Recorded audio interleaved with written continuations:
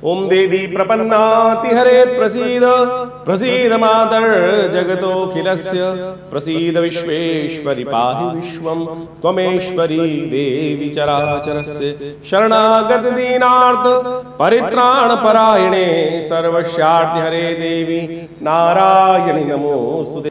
नमस्कार, मैं हूं आचार्य डॉक्टर विक्रमादित्य और आज हम बात करने जा रहे हैं वृषभ राशि वालों के लिए मई का पहला भाग क्या कुछ सूचना लेकर आ रहा है, क्या खबर है आकाशीय पार्लियामेंट में ग्रहों की जो परिवर्तन की तरफ जा रहे हैं और क्या कुछ करने के योग बना रहे हैं। देखिए वृषभ राशि वालों, ये समझें कि इन दिनों ग्रहों का परिवर्तन इन मई के पहले भाग में बड़ा अद्भुत होने दिखाई दे रहा है। अभी शनि मंगल का टकराव चल रहा था, वो समाप्त हुआ। फिर बृहस्पति और शुक्र का टकराव चल रहा था, वो भी अब समाप्ति की कगार पे आ गया, बदल गए हैं। और साथ साथ कई ग्रहों का परिवर्तन जो हो रहा है, सबसे बड़ी बात जो हो रहा है, बृहस्पति महाराज आपकी राशि के अनुसार से यदि हम बात करें तो आपके लिए सुंदर योग ये बन रहा है कि आपके लाभ के स्वामी बृहस्पति महाराज जो हैं वो आपके स्वयं की राशि में आ रहे हैं और वो आपके लिए अद्भुत रहने वाले हैं। कहा जाता है, एक पुरानी कहावत है कि 12 साल में तो कूड़ी के भाग भी जाग जाते हैं। 12 साल बाद तो आपकी राशि पर वो बिल्कुल सफल, बिल्कुल अक्षर से अक्षर सत्य होने जा रहे हैं। बृहस्पति महाराज आपकी राशि में पदार्पण करने जा रहे हैं, आपके लग्न राशि में प्रवेश करने जा रहे हैं और ये आपके लिए अद्भुत रहेगा। 12 वर्ष बाद ऐसा शुभ योग आपकी राशि में बन के आएगा जो धर्म भी जगाएगा, भाग्य भी जगाएगा, बुद्धि को भी ठीक करेगा और आपके प्रभाव को पूरी तरह से सुंदर लाभ युक्त बनाने के, सुंदर प्रभाव, इम्प्रेसिव स्वभाव, आपके प्रभाव को बनाने के योग बनेगा। तो आप समझ लीजिए ये समय कैसा रहेगा। ये समय आपके लिए विशेष तौर पर यदि हम बात करें मई का आरंभिक काल जो है वो कहाँ खेल आपके लिए करने वाला है। देखिए वृषभ राशि वालों, विशेष तौर पे शुक्र प्रधान राशि है और शुक्र महाराज इस वक्त आपकी राशि के अनुसार से यदि हम देखें तो 12वें भाव में सूर्य के साथ चल रहे हैं। थोड़े अस्त जरूर हैं और यदि आप इसको अस्त को ठीक करने का कार्य कर लें तो आप समझें कि इस वक्त वारे न्यारे करने के योग बना सकते हैं। एक स्थिति और भी चल रही है कि इस वक्त बृहस्पति भी परिवर्तन की तरफ जाएंगे लेकिन वो भी अस्त हो जाएंगे। तो ऐसे में कुछ खास उपाय आपको लगातार करने का प्रयास करना चाहिए, नहीं तो बार बार आपको ऐसा लगेगा इतने अच्छी बातें सुनने को मिली लेकिन काम नहीं हुआ। काम को समझना चाहिए कि कारण क्या है। अब आप बाज़ार से दवाई लेके आए, आपने दवाई के बारे में सुना, बहुत सुंदर दवाई है, बहुत बढ़िया दवाई है, लेकिन अब दवाई केवल आज की तारीख में कंपनी क्या है, बहुत सारी कंपनी ऐसी आ गई हैं कि जो नकली दवाई बना देती हैं। उसमें सॉल्ट नाम की चीज़ होती नहीं है, बस सिर्फ नाम रखा बोला। यही स्थिति ग्रहों के साथ चल रही है कि इस वक्त ग्रह दिखाई दे रहे हैं। बृहस्पति भी बहुत सुंदर तरीके से परिवर्तन का योग बनाएंगे, बहुत उम्मीद भी जगाएंगे, लेकिन फिर अस्त हो जाएंगे।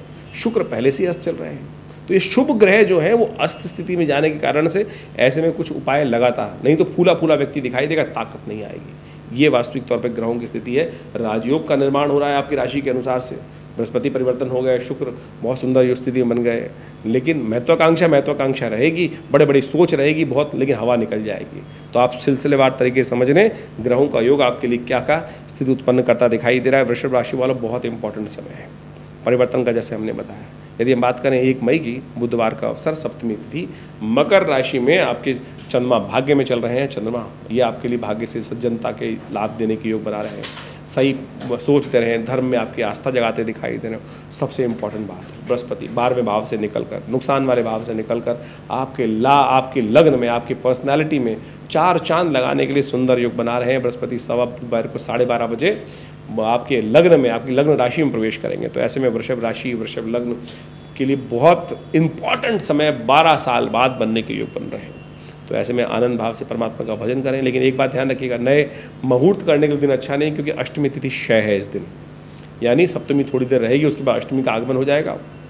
लेकिन उसके बाद अष्टमी का आगमन होने के बाद अगले दिन सूर्योदय के समय तक अष्टमी नहीं रहेगी, इसलिए अष्टमी का क्षय है। तो नए मुहूर्त करने के लिए दिन अच्छे नहीं दिखाई देते, इस बात का ध्यान रखते हुए कार्य करें तो अच्छा रहेगा। बृहस्पति का पदार्पण, परिवर्तन बहुत शुभ है आपके लिए, नई शक्ति का, नए विचार का, नई उम्मीद का युग बनता दिखाई देगा। तो ऐसे में विशेष तौर पर आपके लिए अच्छा ही है कि भगवान गणेश का स्तवन कर आज के शुभ दिन का आरंभ करें, भगवान शंकर पर बेलपत्र अर्पित करें, भगवान गणेश का पूजन करें, तो बहुत सुंदर तरीके से ये योग आपके लिए अच्छा रहेगा, कल्याणकारी। वैसे हमने अलग से वीडियो बनाया है इसके लिए कि बृहस्पति क्या करने जा रहे हैं, 12 साल बाद कैसे भाग जागेंगे, क्या क्या करेंगे आपके लिए। बहुत इंपॉर्टेंट वीडियो है, आप जाके देख लीजिए, हमारे चैनल पर मिल जाएगा आपको, और बहुत सुंदर तरीके से उसको समझ लीजिए पूरे वर्ष ये ग्रह का योग क्या करेगा आपके लिए। 2 मई की यदि हम बात करें तो बृहस्पतिवार का दिन है, नवमी तिथि है और चंद्रमा परिवर्तन की तरफ जाएंगे दोपहर को मध्याह्न काल में करीब 12:30 बजे, और साथ साथ प्लूटो ग्रह भी परिवर्तन की तरफ जाएंगे। ये भाग्य स्थान में चलते हुए प्लूटो मकर राशि में चलते हुए वक्री हो रहे हैं, और ये विशेष तौर पर ध्यान रखने की ज़रूरत है। ऐसे में ग्रहों का शुभ योग आपके लिए बनता दिखाई दे रहा है, लेकिन भाग्य में चल रहे प्लूटो थोड़े वक्री हो रहे हैं और ये आपको धर्म कार्य से दूर कर सकते हैं, ध्यान रखिएगा। ऐसे में कई बार क्या होता है, मनोमस्तिष्क में थोड़ी बात ऐसे हो जाती है कि धर्म कार्य में से विमुख होने के योग बना लेते हैं, तो वो ना हो। बार बार विशेष तौर पर नास्तिकता मन में उदय होने की तरफ जा सकती है और वो उसमें फंसे तो फिर केवल देख लीजिएगा आपको नुकसान होने के योग बन सकते हैं। धार्मिकता को उधर रखिएगा। चंडिका नवमी है, माँ भगवती दुर्गा की सुंदर उपासना करें और कल्याण के योग बनेंगे। आपके लिए ग्रहों का योग परिवर्तन हो सकता है लाभ देते। 3 मई का दिन शुक्रवार का अवसर, दशमी तिथि है और इस दिन ग्रहों का योग आपके लिए शुभ बना हुआ है। आपके कार्य जो आप करेंगे उसका पूर्ण फल आपको प्राप्त होने के योग बनेंगे। आप शुभ करेंगे तो शुभ होगा, नेगेटिव करेंगे तो नेगेटिव होगा और आपके कर्म का फल कोई और ले जा नहीं सकता। ये साफ साफ दिखाई दे रहा है। हम लोग को कई बार डर लगा रहता है कि हम कार्य हम कर रहे हैं, वो हमारा बॉस जो है वो क्रेडिट ले लेगा। बिल्कुल नहीं लेगा, चिंता मत करिए। तटस्थ होकर काम करें, क्रेडिट आपको ही मिलने वाला है। लेकिन ध्यान रखिएगा, नए प्रोजेक्ट्स के लिए दिन अच्छा नहीं है। भद्रा, कोई बड़ा काम हाथ में आ रहा हो तो थोड़ा सा अवॉइड करना पड़ेगा। नया मुहूर्त करना हो तो उसको अवॉइड करना पड़ेगा, क्योंकि भद्रा है दोपहर को 12:30 बजे से लेकर करीब करीब रात में 12 बजे तक रहेगी। तो सुबह 12 बजे तक दिन अच्छा है, उसमें कर लीजिए, अच्छा मिलेगा। शुभश्च शीघ्रम, इस बात का ध्यान रखें। 4 मई शनिवार का अवसर, एकादशी तिथि, शनिवार को एकादशी का सुंदर योग चल रहा है और इस वक्त यदि हम आपकी राशि के अनुसार से बात करें तो शनि महाराज आपके सफलता वाले भाव में पूर्ण ताकत में होकर बैठे हैं और ये आपके कार्य में धीरे धीरे धीरे धीरे बहुत चीज़ों को सुंदर उपस्थिति करने के योग बना रहे हैं। एकादशी तिथि है, व्रत रख सकें तो बहुत अच्छा रहेगा और हो सके तो विशेष तौर पर इस तिथि में पीपल के पेड़ का पूजन अवश्य करें। महालक्ष्मी साक्षात इस दिन विराजमान होती है पीपल के पेड़ पर। एकादशी के दिन विशेष तौर पर पीपल का साक्षात भगवान विष्णु के स्वरूप मानकर उनका पूजन कर लीजिए। थोड़ा उन पर जल डालिए, सुंदर तरीके से कलावा बांधिए। महालक्ष्मी की कृपा प्राप्त करने के लिए, शनि को ठीक करने के लिए इससे सुंदर उपाय इस शुभ योग में नहीं होगा। तो बहुत सुंदर तरीके से ये तिथि है। शनि महाराज आपके भाग्य जगाने आए हुए हैं। करीब करीब 30 साल बाद ये योग बन रहा है। बृहस्पति परिवर्तन कर चुके हैं, तो ये वर्ष आपके लिए कल्याणकारी चमत्कारी रहने वाला है। जो नहीं हुआ पिछले काफ़ी लंबे समय में, वो आप करने के योग बना सकते हैं। लेकिन आपको इस चीज़ को बहुत सुंदर तरीके से समझना है। हम अलग से वीडियो बना रहे हैं जो शनि जो विशेष तौर पर क्या कुछ करने वाले हैं आपके लिए, वो समझ लीजिएगा। शनि पूर्ण ताकत में आ चुके हैं अब, और ये 1 वर्ष आने वाला मई अगले साल तक बहुत सुंदर आपके लिए योग बनते दिखाई देंगे। फिर लौट के नहीं आएगा, बहुत लंबे समय इंतजार करना पड़ेगा। तो आप वृषभ राशि वालों सुंदर तरीके से अपने आप को तैयार कर स्थिति समझते हुए, बाकी से ग्रहों की स्थिति को समझते हुए कार्य करने का आपको प्रयास करना चाहिए। 5 मई रविवार का अवसर, द्वादशी तिथि, प्रदोष व्रत, रवि प्रदोष का योग बना हुआ है। रवि प्रदोष का योग समस्त प्रकार से आपके लिए बहुत ज़रूरी है इस वक्त, क्योंकि आपके सूर्य 12वें हैं और जो आपको बस क्या कर रहे हैं कि प्रोवोक कर रहे हैं बहुत ज़्यादा, ऐसा कर लो वैसा कर लो, उम्मीद जगा रहे हैं बहुत ज़्यादा। उम्मीद जगाएं लेकिन उतना मेहनत शायद आप कर नहीं पाएंगे। ध्यान रखिएगा, सोच आपकी 8वें आसमान पे चल रही है, विचार 8वें आसमान पे चल रहे हैं और क्रिया करने के लिए, कार्य करने के लिए 2 बुद्धि के ग्रह अस्त हैं, शुभ ग्रह अस्त चल रहे हैं। तो ऐसे में ध्यान शांति के साथ काम करने की ज़रूरत है। रवि प्रदोष है, कीर्ति के लिए, सफलता के लिए विशेष तौर पर भगवान शंकर की आराधना करें, सूर्य को जल दें। सर्वार्थ सिद्धि योग विद्यमान है, नए कार्य आरंभ करने के लिए दिन अच्छा है। 6 मई का दिवस सोमवार का अवसर है और ख़ासतौर पर ग्रहों का योग दिखाता है कि इस दिन विशेष तौर पर भद्रा का योग है दोपहर के बाद से। नए कार्यों को आरंभ करने से बचना चाहिए और नए कार्यों को आरंभ करने से भद्रा दोष लग सकता है, तो ध्यान करते हुए, इस वक्त का ध्यान रखते हुए कार्य करना है। देखिए, और त्रयोदशी तिथि है, साथ साथ ग्रहों का योग आपकी राशि के अनुसार से यदि हम बात करें तो नई विशेष तौर जो आपके लिए योग जो बना रहा है वो आपके लिए लाभ की स्थिति उत्पन्न करने के योग बन सकते हैं। सुबह आपके लिए पॉजिटिव रहेगी। चंद्रमा 11वें भाव में बहुत सुंदर तरीके से पदार्पण कर चुके हैं, ये आपके लिए अच्छा है। और कई शुभ ग्रहों के साथ जो योग बन रहा है उनका वहाँ बैठकर बुध के साथ, राहु के साथ, ये आपके लिए बहुत सुंदर रहेगा। और ऐसे में लाभ की स्थिति बनेगी। दूध का दान आपको करना चाहिए, दूध से भगवान शंकर का अभिषेक करना चाहिए।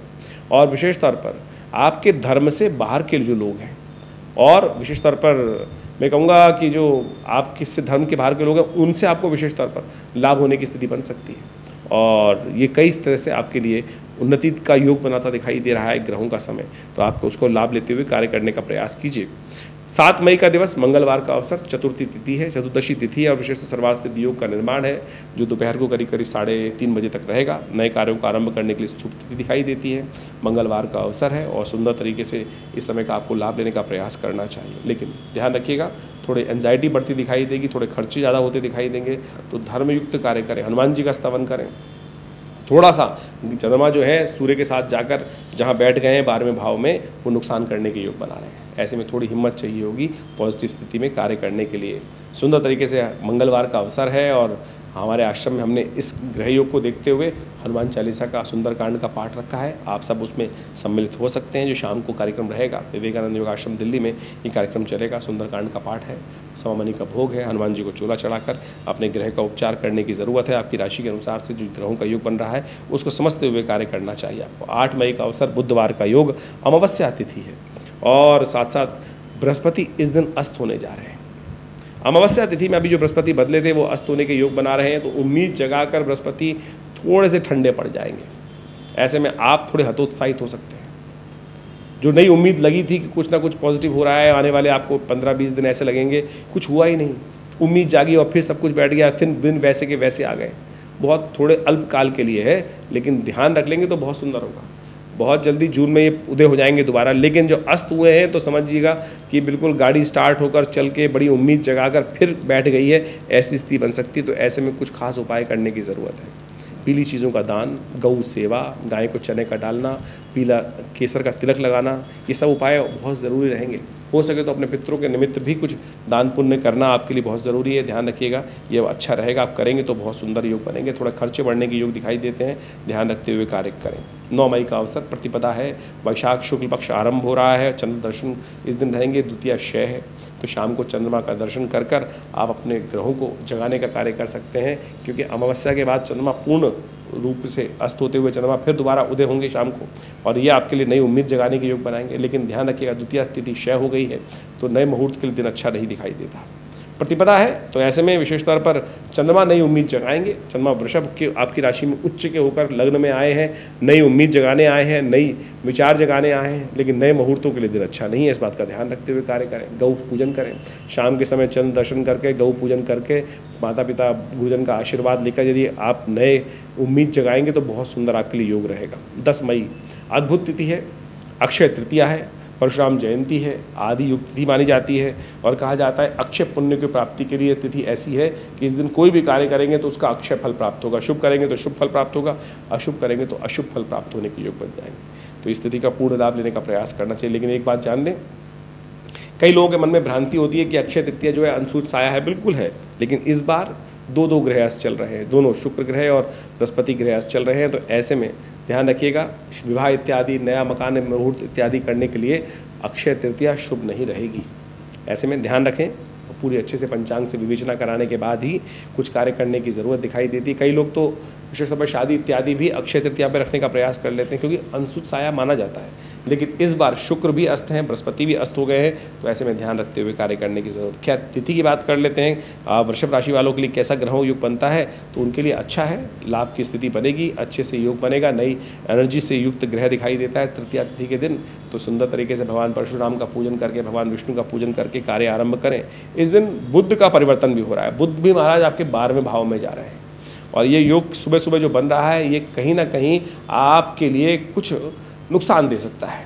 तो ऐसे में ध्यान रखिएगा, आने वाले कुछ दिन बृहस्पति अस्त, शुक्र अस्त, बुध आपके 12वें भाव में, सूर्य 12वें भाव में चल रहे हैं। ये अननेसेसरी के जुर्माने नुकसान देने के योग बना सकते हैं। तो कुछ खास उपाय विशेष तौर पर आपको करने का प्रयास करना चाहिए। मेरी दृष्टिकोण से आपके लिए सबसे अच्छा ये रहेगा कि आप गौ पूजन नित्यपति करें। ये शुक्र को भी ताकत देगा। देखिए, मैं आपको बहुत सिद्धांतिक तौर पर समझाने का प्रयास कर रहा हूँ।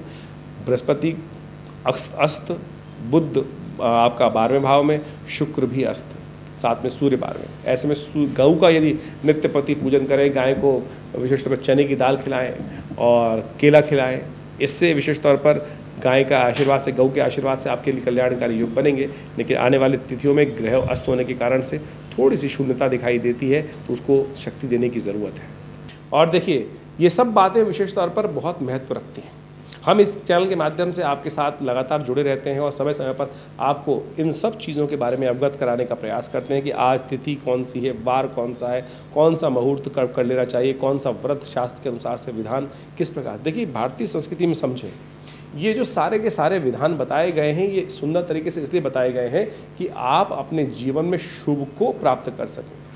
शायद किसी और संस्कृति में इतना सुंदर तरीके से, इतने सूक्ष्म दृष्टिकोण से समय का अध्ययन नहीं किया जाता जितना सनातन पद्धति में, भारतीय संस्कृति में ज्योतिष विज्ञान के माध्यम से बताया गया है। एक बात समझिए, हमारा मानना ये है कि आइंस्टाइन ने एक बार जब फिलॉसफी दी थी टाइम होल्स की, जिसके अंदर हम टाइम को ट्रैवल करके बहुत सुंदर तरीके से आगे बढ़ सकते हैं, तो मेरा मानना ये है कि विशेष तौर पर ज्योतिष में जो मुहूर्त है, योग है, वो इसी को दिखाते हैं कि कैसे हम छोटे से कर्म से अपने पुण्यों को अद्भुत प्रकार से बढ़ा सकते हैं। जैसे अभी हमने बताया कि अक्षय तृतीया का मुहूर्त है, कार्य को करने से अक्षय फल की प्राप्ति होती है।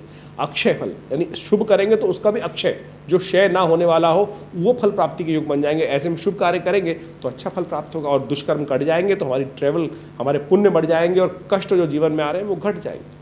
तो इन सब सिद्धांतों को हमें समझने का प्रयास करना चाहिए और सुंदर तरीके से अपने जीवन में लाभ लेने का प्रयास करना चाहिए। हमने विवेकानंद योगाश्रम, जो हमारे पिता आचार्य श्री केशव देव जी महाराज ने इस्टेब्लिश किया, और यहाँ भारत की विभिन्न पद्धतियों पे हम कार्य करते हैं। यज्ञ विज्ञान, मंत्र विज्ञान, आयुर्वेद, योग, प्राकृतिक चिकित्सा और बहुत सारे स्वर विज्ञान इत्यादि, मंत्र, कुंडलनी जागरण इत्यादि। और इस सब संबंध में बहुत अच्छे से शोध करके बहुत सारे विज्ञानों के संबंध पुस्तकों का लेखन हुआ। बहुत सारे शास्त्र इत्यादि को हमने अध्ययन करके उनके समस्त विधान को बहुत सुंदर तरीके से, बहुत ईजी लेवल में लोगों के समक्ष उपस्थित करने का प्रयास किया। और हर रविवार को इस सब संबंध में एक हम वर्कशॉप भी लगाते हैं, जो सुबह 8 बजे से लेकर करीब 10 साढ़े 10 बजे तक का एक कार्यक्रम रहता है। उसमें हम यज्ञ भी कराते हैं लोगों से। आप आकर निःशुल्क, कोई फीस नहीं लेते। यज्ञ इत्यादि में करने का कोई हमारे यहाँ विधान ऐसा है कि कोई भी आकर ज्वाइन कर सकता है। पवित्र वस्त्र धारण करके, स्नान इत्यादि करके हर रविवार को आप आएँ, उस यज्ञ में बैठें। यज्ञ भारतीय संस्कृति की अद्भुत कृति है। कहा गया यज्ञो वही श्रेष्ठतमं कर्म, और यज्ञ आप स्वयं कर भगवान परमात्मा का ध्यान कर सकते हैं। बहुत सारे लोगों को भ्रांति रहती है कि यज्ञ सनातन नहीं, आर्य समाज का है।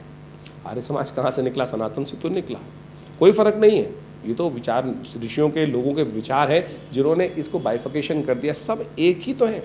और सनातन पद्धति में तो यज्ञ का इतना वर्णन है, यदि यजुर्वेद आप उठा के देखें तो उसमें तो सहस्त्रों लाखों यज्ञों का वर्णन आता है।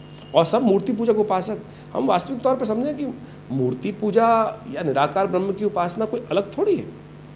और मूर्ति पूजा करने से आपके जीवन में एक सरलता आती है, विश्वास जागता है कि हम जिसकी तरफ आराधना करने जा रहे हैं और उससे कैसे जीवन में आगे बढ़ने के सुंदर योग बनेंगे। तो इन सब सिद्धांतों को आप समझते हुए कार्य करें कि वह मूर्ति पूजा वास्तविक तौर पे सनातन पद्धति में जो बनाई गई है, वो मूर्ति की एक सूक्ष्म मूर्ति की नहीं, प्राण प्रतिष्ठित मूर्ति करने की, वहाँ पूजा करने की शास्त्र में वर्णन आज्ञा मिलती है। आप समझें, हम पहले मूर्ति को पूजा करने से पहले उसकी प्राण प्रतिष्ठा करते हैं और उसके बाद उनका पूजन करते हैं, भगवान का शिव विग्रह शक्ति का उसके संचार करने के उपरांत उनकी यथाविधि भगवान को ही मानकर, साक्षात परमात्मा को मानकर, परमात्मा के अंश रूप में, उनकी साक्षात स्वरूप में उनकी आराधना करने का शास्त्र में वर्णन किया गया है। और जैसे ही कभी बाई चांस भगवान न करे मूर्ति खंडित हो जाती है तो उस मूर्ति को हम प्रवाहित कर देते हैं, तब उसके बाद पूजने योग नहीं रहती।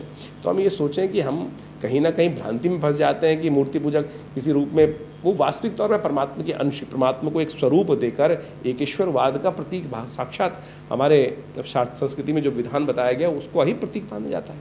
और ये आपके ग्रहों के दोषों को ठीक करने में जो ज्योतिष ने बहुत सुंदर तरीके से अध्यात्म के साथ इन सब मुहूर्तों को उपयोग करते हुए इन पूजा पद्धति, कर्मकांड के सिद्धांतों को विकसित किया है, ये बड़े अद्भुत हैं, वैज्ञानिक हैं। जैसा हमने कहा कि इस मुहूर्त जो होते हैं ना, एक छोटा सा कर्म कर जो हम जीवन में कष्ट भोगते हैं, किस लिए भोगते हैं?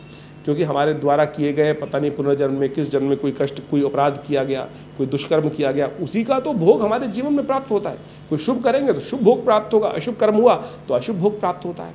अब उस भोग को हम शुभ कर्म कर अशुभ भोग को शुभ कर्म कर निस्तेज भी कर सकते हैं। और इसीलिए ये मुहूर्तों का वर्णन शास्त्र में होता है। यज्ञ इत्यादि कर्म जो है वो आपके जीवन में अद्भुत हैं, उन सब का लाभ हमें लेने का प्रयास करना चाहिए। हमने अद्भुत देखा, जीवन में कष्ट चल रहे हैं, किसी के मुकदमे चल रहे हैं, किसी के कष्ट चल रहे हैं, शत्रु परेशान कर रहे हैं, और ऐसे में जब अनेक प्रकार के यज्ञ जो शास्त्र में वर्णित है उनका सानिध्य लिया जाता है तो अद्भुत प्रकार से उसमें सफलता प्राप्त होती है। स्वास्थ्य में महामृत्युंजय मंत्र, मृत संजीवनी मंत्र, रोगान शेषान मंत्र, दुर्गा सप्तशती के जो मंत्र हैं वो अद्भुत कार्य करते हैं। हमने ऐसे कई केसेस देखे जिनके अंदर कई दवाइयाँ काम ही नहीं कर रही थी, और जब महामृत्युंजय इत्यादि का अनुष्ठान करके उनके लिए पूजा पद्धति अनुष्ठानित कार्य किए गए तो वो अद्भुत प्रकार से वो वही दवाइयाँ, औषधियाँ पुनः काम करना शुरू करती। तो आप समझें, आपके सिर्फ कर्मों का खेल है। और इन मंत्रों का सानिध्य लेकर, परमात्मा का सानिध्य लेकर हम अपने भाग्य को, सोए भाग्य को जगा सकते हैं, दुर्भाग्य को सौभाग्य में परिवर्तित कर सकते हैं। ये सैद्धांतिक बात है। तो इन सब विषयों को हम अध्यात्म के साथ जोड़ के कार्य करने का प्रयास करें। आज कई लोगों ने ज्योतिष को अपने इस प्रकार से बना दिया है कि धर्म शून्य बना दी है, और केवल नग पहनाकर या कुछ और कर कर या केवल टोटके कर कर उस शास्त्र को विशेष तौर पे ऐसा बना दिया है कि वास्तविक तौर पे अध्यात्म से बिल्कुल अलग दिखाने का प्रयास किया है। एक कई तो ऐड ऐसे हमने पढ़े, बचपन से हम देखते आए हैं, कई लोग ऐसे लिखते हैं नो मंत्र नो यंत्र नो विशेष तौर पे। अरे क्या करना चाह रहे हो भाई? ज्योतिष को वास्तविक तौर पे एक चीज़ होती है रेमेडी, एक होती है डायग्नोज। अब डायग्नोज आपने कर लिया ज्योतिष की गणनाओं को समझकर, ये समस्या है, निदान कैसे करोगे? निदान तो अध्यात्म से ही आएगा, निदान तो उपाय से ही आएगा। उपाय जो है मंत्र विज्ञान के भी हैं, रेमेडी जो एस्पेक्ट है। ऐसे डायग्नोज का फायदा ही क्या है कि जिसमें रेमेडी ना हो, तो ज्योतिष विज्ञान को हमें समझना है सही रूप से। और ऐसे में हमने बहुत सारे अद्भुत कार्यों के द्वारा, मुद्रा विज्ञान के द्वारा, मंत्र विज्ञान के द्वारा, यज्ञ विज्ञान के द्वारा इन उपायों को करके देखा, अद्भुत लाभ प्राप्त होता है। जैसे अब बृहस्पति अस्त चल रहा है, ऐसे में बृहस्पति को शक्ति कैसे प्रकार से प्राप्त होगी? कोई कहेगा नग पहन लो, कोई कह रहा है कोई और उपाय कर लो। तो हमने एक आपको इस चैनल के माध्यम से हम आपको एक बहुत सुंदर बताते हैं, ज्ञान मुद्रा। ये बृहस्पति की उंगली है और कहा जाता है कि बृहस्पति की उंगली, इस ज्ञान मुद्रा का अभ्यास करने से बृहस्पति की शक्ति को अद्भुत रूप से पॉजिटिव वे में आप उपयोग कर सकते हो। बृहस्पति जब ज्ञान, बृहस्पति देवता है ज्ञान का, ज्ञान अस्त हो रहा है तो ये ज्ञान मुद्रा है। भगवान कृष्ण ने गीता का उपदेश इसी मुद्रा में दिया। प्रपन्न पारिजाताय तोत्र वेत्रे पाणय ज्ञान मुद्राय कृष्णाय गीतामृत द्विनो। अब ज्ञान मुद्रा की कैसे जाए? तो गायत्री के अंदर कहा गया सुरभिर ज्ञान वैराग्यम योनिश्च। यहाँ का जो गायत्री के अंदर जो मुद्राओं का वर्णन किया गया है, 24 मुद्राएं गायत्री जब से पूर्व, 8 मुद्राएं गायत्री के जप के अनंतर। वहाँ मंत्र आता है सुरभिर ज्ञान वैराग्यम योनिश शंख पंकजम। ये जो 8 मुद्राएं जो हैं, लिंगम निर्माणकम च अष्टौ जपान्ते प्रदर्शित, वहाँ ज्ञान मुद्रा का वर्णन बनता है। ज्ञान मुद्रा कैसे होती है? तर्जनी अंगुष्ठेन स्पर्शेत, तर्जनी को अंगुष्ठ के साथ स्पर्श करने से ज्ञान मुद्रा बन जाती है। तो इन दिनों बृहस्पति चल रहे हैं अस्त, बृहस्पति को ठीक करना चाहते हैं तो जो उपाय बताएं वो तो करें ही करें, लेकिन इसको ज्ञान करने का, ज्ञान मुद्रा का, चलते फिरते उठते बैठते ज्ञान मुद्रा का अभ्यास करने का प्रयास कीजिए। देखिएगा बृहस्पति को शक्ति प्राप्त होगी, और जो विचार, जो बुद्धि सोई है, अस्त है, उसमें नई शक्ति प्राप्त करने का योग बन जाएगा। यानी बाहर कॉस्मिक में वो रेजेस जो है वो थोड़ी नेगेटिव हो रही हैं। यदि ये ज्ञान मुद्रा अभ्यास कर लें तो सुंदर तरीके से बृहस्पति को शक्ति प्राप्त होगी, और साथ साथ आपके जीवन में कष्टों को दूर करने के योग बनेंगे।